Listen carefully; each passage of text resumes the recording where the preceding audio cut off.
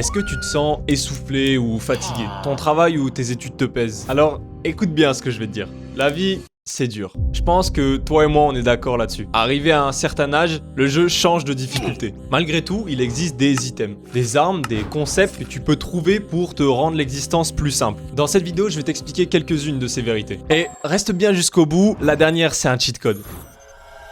Tes progrès ne sont pas nécessairement visibles.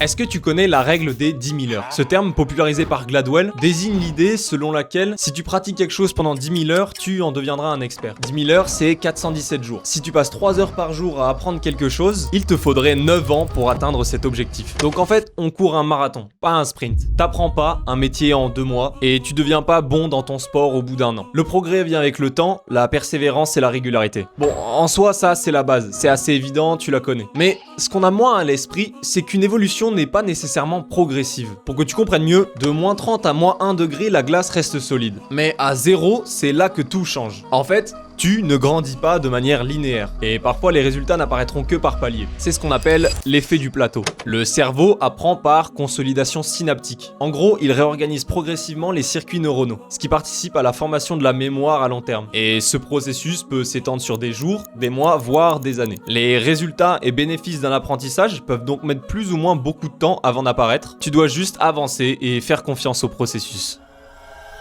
Si tu lis, t'es probablement plus intelligent que les autres.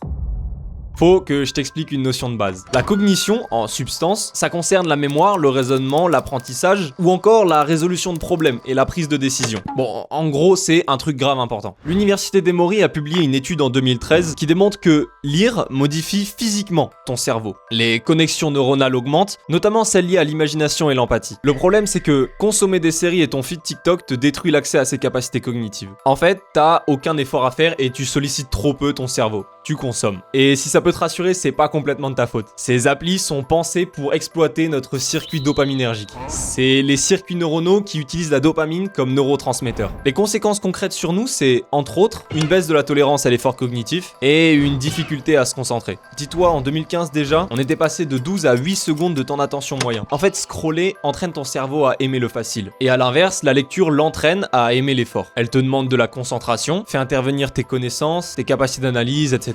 Lire des livres, c'est nécessaire pour un bon développement intellectuel et cérébral.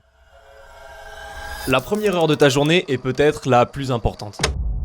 Je pense que pour une majorité d'entre nous, la première chose qu'on fait au réveil, c'est prendre notre téléphone. Peut-être que tu scrolles, tu regardes tes mails, ça paraît anodin, mais c'est destructeur. Tu viens, en vérité, de saboter ta journée avant même qu'elle ait commencé.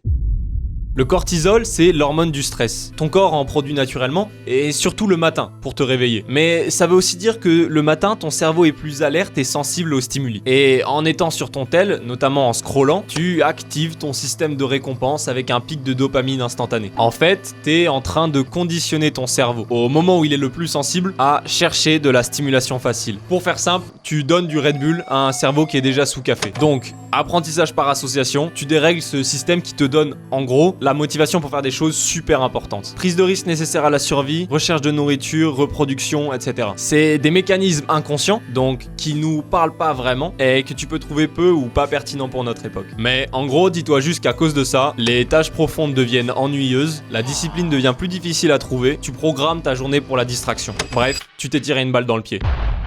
Donc, laisse-toi au moins 30 minutes de calme le matin. Bouge, lis un peu, bois de l'eau. Bravo, t'as eu ta première victoire de la journée.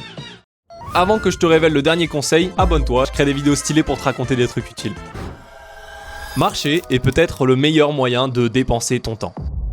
C'est le cheat code que j'aurais aimé découvrir plus tôt dans ma vie. On entend des fois l'appellation les grands penseurs, mais jamais les grands marcheurs. C'est normal, c'est parce que c'est les mêmes. Steve Jobs faisait ses réunions en marchant. Nietzsche écrivait « Toutes les grandes pensées sont conçues en marchant ». Et Darwin marchait 2 fois par jour pour réfléchir. J'ai découvert l'importance de la marche alors que j'ai jamais eu autant peu de déplacements à faire. Je travaille dans ma chambre, je fais du sport dans ma chambre, j'ai aucune raison de bouger, à moins que je le fasse intentionnellement. En fait, je suis Shrek en fait. Et en fait, c'est vrai, c'est pendant mes balades que je suis le plus créatif.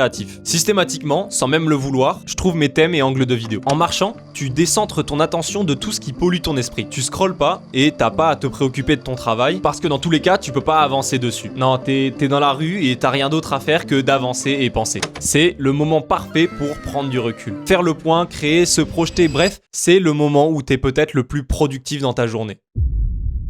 Voilà, maintenant t'as tes objectifs pour la semaine. Reviens me voir pour me dire à quel point t'as géré. Sinon va me suivre sur Insta, je poste des vidéos soignées comme ça plusieurs fois par semaine. Salut!